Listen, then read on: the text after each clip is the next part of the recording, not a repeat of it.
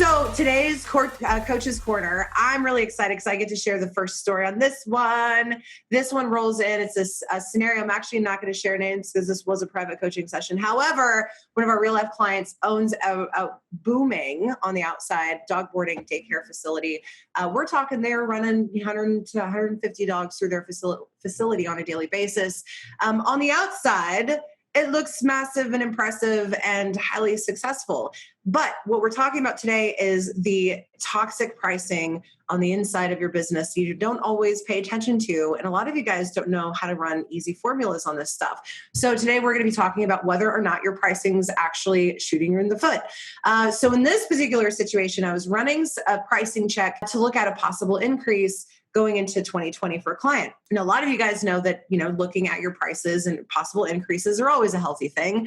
And so I'm looking at his pricing, I'm checking the boarding and, I go through the increase there, check, looks good, go through the daycare cost, everything looks good there, check. And I get down to the boarding and training. And I wanted to share with you guys what I did to break down his financials to figure out what we call a profit margin, which basically means the money that you have left over after providing a service. Okay?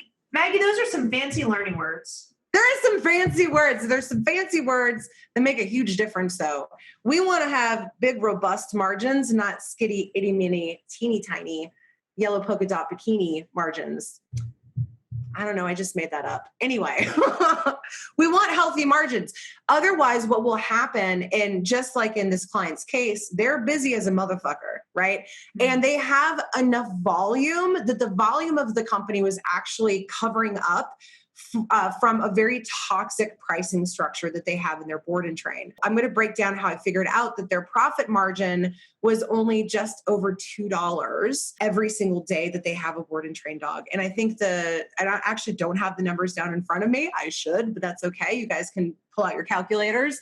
And their overall margin per board and train contract was like something stunning, like $37. Right. So first of all, why did somebody miss this? I'm going to tell you guys very easily. When we're dealing with things that have little numbers, like daycare, a $40 per day daycare expense, that feels and looks different as a business owner when you're looking at that number versus a board and train contract.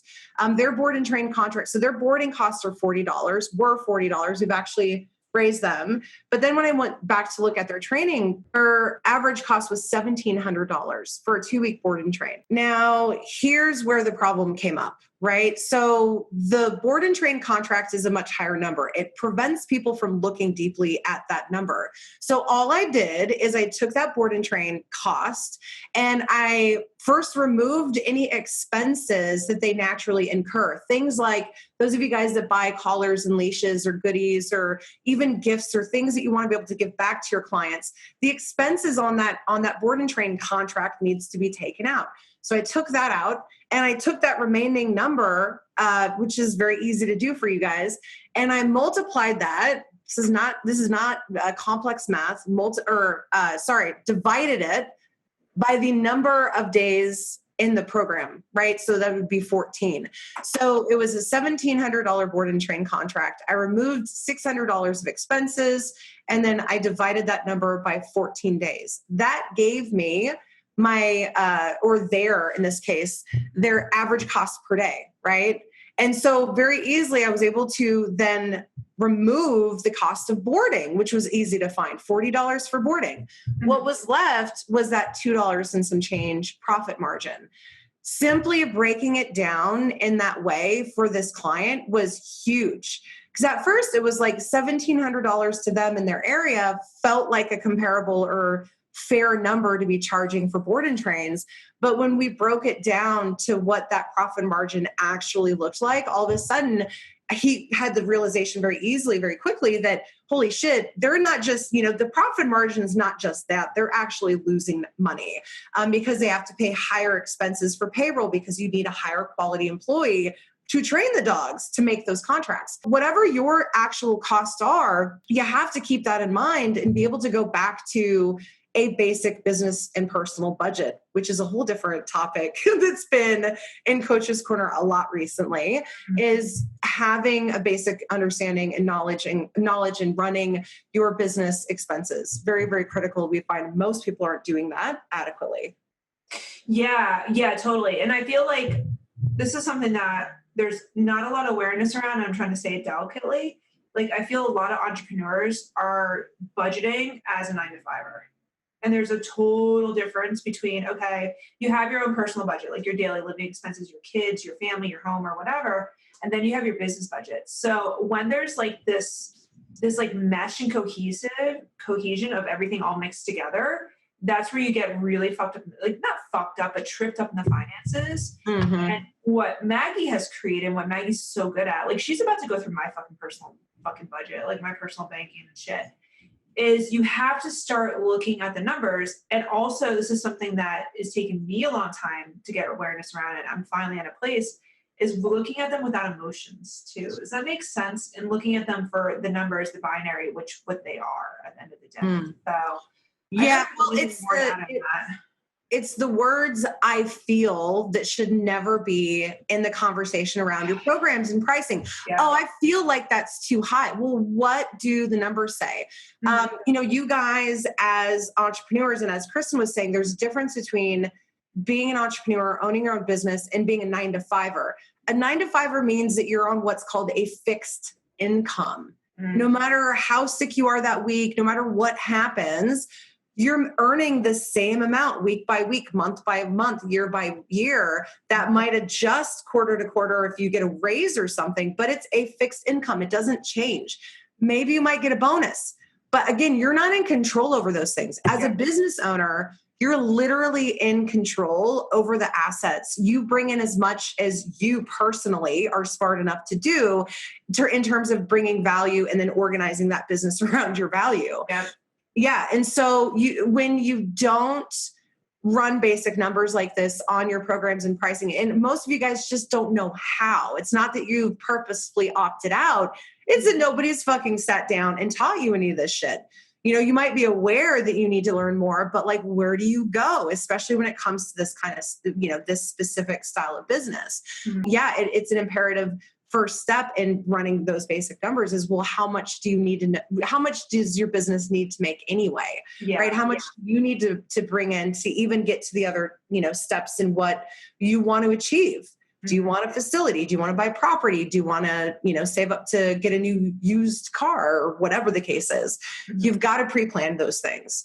9 times out of 10, what Kristen and I find is when people don't pay attention, they'll go through spurts of making lots of money, even if their prices are higher, are a healthy range. But if you're not paying attention to your finances behind the scene, you're just going to spend all that shit and end up broke in 2 months anyway. Yep. It's the tale of every fucking smart ass entrepreneur / salesperson too. And something also I want to put on the side too. It's like, if you're only hyper focusing on your finances through or accountant, like they do have purpose. I love all my accountants, CPAs and auditors out there, bookkeepers, but they don't break it down the way that Maggie's kind of breaking it down. So Maggie, like, where would you learn how to do this type of stuff? So the difference is there's basic bookkeeping. It's like basic bitch bookkeeping, right? Where you're just no insult to bookkeepers. Yeah, exactly. Oh, yeah, there's nothing against bookkeepers. There's nothing against accountants, which are just like higher class bookkeepers, whatever. Like, there's a time and a place. However, that's different from wealth creation and financial strategy. Two totally different things. A lot of business owners, unless they've been through this, first of all, and or been educated, we tend to confuse accountants. Like, back in the day, I used to take more complicated questions back to an accountant or back to tax person, thinking that I knew that I was taking it to the right person. In fact, these are not the people you necessarily want to be taking financial strategy advice from. Strategy, tax law, everything else, perfect. Exactly, because we're not talking about just helping you keep your money organized. We're talking about you coming up with a system that you then give to somebody else and say, I want you to or to keep my system organized in this way. That's the difference between you guys going out and getting an accountant or a bookkeeper and me going out and choosing an accountant and a bookkeeper. Mhm. I'm going to choose a professional that's open to me teaching them how they're going to view and manage my assets. And then I do most of the work. I have them double check certain things, and that's why I have them on board. But I steer the financial wheel because you're the only person that's going to do that in your best interest. Mhm. If you're not already doing it to a certain level, you shouldn't be hiring somebody to outsource that stuff anyway. Mhm. Basic bookkeeping, basic bitch bookkeeping is one thing, like I said, but Mhm. this is, keeping a tab on your finances and managing your money and the next level that's beyond those two professions Oh, or yeah. job titles. Yeah, yeah. Because I feel like, so when we first work with a lot of entrepreneurs, especially the dog business entrepreneurs, it's like, okay, let me run this by my accountant. It's like, yes, it's always good to run numbers sometimes by accountants. I just saw your face. But at the same time, it's like, all right, we need to also start to, it's almost like this delegate, it's almost back to that delegation effect of like, it's almost like scary to look at the numbers. It's like, here, take this. I don't want to deal with it. But the more you start to learn around numbers and the more you get comfortable where your profits are, where your money's going, where this is going, where this is going, where if you even have shares available in your company, the more you are going to be, I don't even want to use the word empowered, but you're going to feel, you're not going to even feel, you just know you're going to operate at a different level. So like, for example, something happened, just for example, all of your clients just dropped dead one day in a plane crash or something like that. You have a plan for attrition. You have a business continuity plan almost built into your financial management systems around your financial literacy, right? And I feel like there's just so much secrecy around the financial literacy. And like, I'll fucking share my story. Like I've had issues around financials because I was in student loan debt for almost $250,000. And it wasn't until like I sat down with Maggie, before we were in partners and just kind of look at this like for what it is and have the strategies around and have an idea of where the cash is coming in, where this is going, where's that going, where's this allocated to. It wasn't until that I was like, oh shit, it's actually not that bad. Because a lot of people always, it's like this thing of like where we always freak out and like, oh my God, my client's trapped. What am I going to do? And it's so funny in Grassroots, we're just like, it's going to be all right. And When it doesn't let people down either. We're just like, it's going to be okay. Yeah, when it comes to money, if you're not managing your finances, your emotions are going to manage them for you, and it's not going to look pretty. That's the bottom line. You could have very little cash flow coming in and not be in a place of isolation or fear or freaking out about finances because you have a plan. You know what you're doing. And it does empower you because now you can focus on bringing more in instead of focusing. And this is why accountants and everything, you got to be really careful because their job is to only look at the numbers that are in the bank. And as an entrepreneur, that's not where you live. You live at creating abundance later on down the road. So for example, when we got another invite to join Richard Branson on Necker Island again this year, I immediately messaged Kristen and I was like, cool. If we decide to do this, like, here's what I'm thinking. Here's a quick strategy of how to include that piece into our budget that wasn't otherwise included. Yeah. It's not a big deal. It's barely even needs to be a conversation because if we choose to do it as a thing, like we'll be able to do it because that's what you do. I remember, it's so funny. I remember first couple of years when I really started to invest in my businesses and, business coaching and just like investing in mentorships and coaching and like other things like to build up to where I needed to be. And I remember the accountant I had looked at the numbers. They're like, this is a lot of, like, they actually were legit scared, but my numbers matched up to where I was in a good place of where there was I wasn't questioning it. Like there was nothing going on where I was fearful for my financial survival. Right. And like, these are big numbers. Like we're talking the tunes of 40, 50, 60, $200,000, not even thinking about my other debts and shit, like my student loan debt. And it's just so interesting around mindset around this type of stuff. And it's like, to me, it's like, all right, cool. So I put this amount of money out because I allocated here, here, and here. Are these big numbers? Yeah. Would they freak me out 10 years ago? Absolutely. And it was funny because I was showing my husband last night and he's like, and he's an entrepreneur too, but he doesn't have that almost knowledge around it of where the big numbers coming out. And we're just saying it doesn't need to be fucking scary. Like the Richard Branson thing. It's like Maggie messaged me. She's like, oh shit, again. I'm like, yeah. I'm like, you want to do it? Let's do it. Let's figure it out in the, the operating systems. Like, let's see what we need to do with this. Right. Yeah. And it took like 10 minutes to figure it out. So, it wasn't 10 minutes. I think it was like 5. Like, oh, it's this number. I'm like, oh, I didn't want to be too honest because then it just sounds unbelievable. I'm like, story of my life. Geez. But yeah, it's when you get used to that, all of a sudden you have power steering on your business in a way that you've never experienced before. And it empowers you to an extent where you are just free to build what you need to build and to go through all of the other bullshit that's going to be required of you regardless to be building your business and to be pivoting your business. Some of you guys are at a point where I am again, and I've been a couple times where, I'm successful. Okay, great. Like, woohoo. I'm bored of it.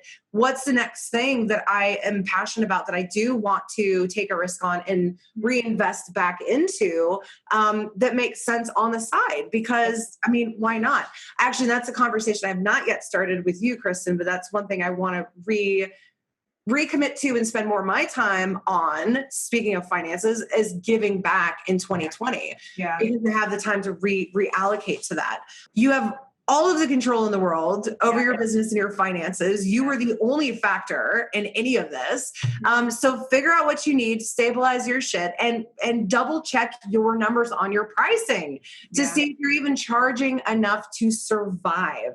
You can't make this just about the dogs anymore if you want to do it long term. So yeah. And I know we already passed the deadline. The healthcare deadline was there. And as entrepreneurs, what are we responsible for? Our own healthcare insurance. Where are we located? United States. What do we don't have? Universal healthcare. So all the conservatives are going to come out now and call me a snowflake. But it's like, no, I've seen this before where people like, you guys shouldn't be on Medicaid when you're 30 years old because you can't fucking afford health insurance. I'm just saying. If we had mics that we didn't want to break, we would be dropping them. Expensive mics that we don't want to break. Yeah. No, don't do that. Business budgeting though. Business budgets part operating expenses.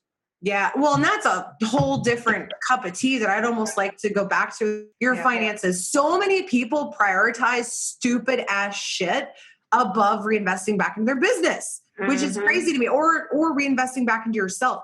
Health insurance, for example. I know a lot of you guys would rather pay you feel emotionally better about spending $500 on your fucking dogs rather than making sure that you're covered with health insurance. Stop leaving your financial decisions and your pricing strategy up to your goddamn feelings. That's a mic drop right there. Because you never know. You might get hit by a bus one day. You might get into a plane accident. Happened to me. You might fall off a horse and break your head. Happened to me. So you have to be fucking covered. And plus, too, if you're the sole provider, it's just fucking smart. Even like a life insurance. I'm not going to go down this thing right now. I'm not going to go down that rabbit hole. Right? So get your shit together. Go back, re-listen to this. Listen to Maggie's little calculation on how she did it. She's not going to say it again, but just go back. You can rewind it. Go from there and rewatch this and get some really good stuff and really start to fucking fix your fucking shit around finances. And I do want to throw out, so you guys, we do have a standalone business finances course. Yeah, we do. So if any of you guys need a jump start on this and need just a system to be put in front of you, much like I did, because I was notorious, I was like not a numbers person. So like crafting this was a very big deal for me. If you guys need a leg up, just let us know and we can work with you to hook you up with that too. Yep. Cool. All right, everybody. Well, thank you for this week's Coach's Corner. Yeah. This is one of my favorite topics ever. I mean, Kristen knows I get really jazzed to teach people business finances because it's been such a struggle for me over the years. And I have such a fucking passion for it now. Yeah. Yeah. And people, it's not going to be the time to share, but you have a background on, the whole thing of finances with you and how you grew up and everything like that. So yeah, she gets really cracked out. It's funny. She looks like William Dafoe. She's like, like panting and like red eyes bug at her head. I'm like, "Ugh." I did when I was just operating as a standalone business coach. I did a retreat with Maggie with my clients around business finances. And my clients were like, is she okay? Is she having a stroke around this? Like, ah! But it was just excitement. So anyway. It's funny because it's true, because it's such a game changer for people. They don't even realize like how much emotional bullshit we waste and just not having basic stuff put together that really is not going to take you much time to manage once you have that system in place. It is a fucking game changer for your pricing, your programs, like everything. Yeah. Everything. All right, Maggie. Well, this is a good one. I hope everybody gets a ton of value out of it. And by the way, we love you accountants. We love you bookkeepers, but stay at your pay grade. Yeah. Well, yeah, that's for everybody. Like accountants, bookkeepers, know your role, because I know most of you guys are willing to ask questions you shouldn't be answering that are more financial strategy. And for you business owners, also know your role. It's your responsibility to nail this. Don't give it to somebody else, because they're not going to know how to do it for you. Only you can do that for you. Yep. All right, everybody. It was a good one. I'll talk to you all later. Bye. Thank you for coming. Bye.